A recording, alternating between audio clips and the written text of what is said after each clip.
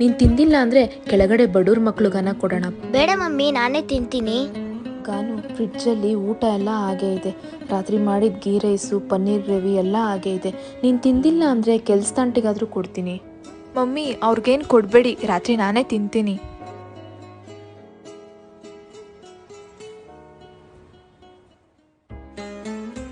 Mummy, ಈ sweets ಕೆಟ್ಟೋಗಿದೆ.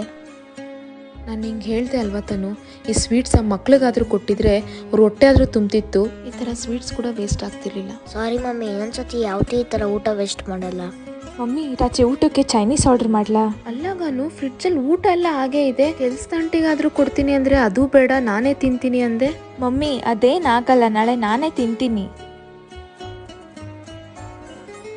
ನೋಡ್ಗಾನು, ಊಟ ಎಲ್ಲ ಹಾಳಾಗಿದೆ. ನೆನ್ನೆನೆ ಕೆಲಸದಂಟಿಗೆ ಕೊಟ್ಟಿದ್ರೆ ಅವರು ಅವ್ರ ಮಕ್ಕಳೆಲ್ಲ ಹೊಟ್ಟೆ ತುಂಬ ತಿಂದಿರೋರು.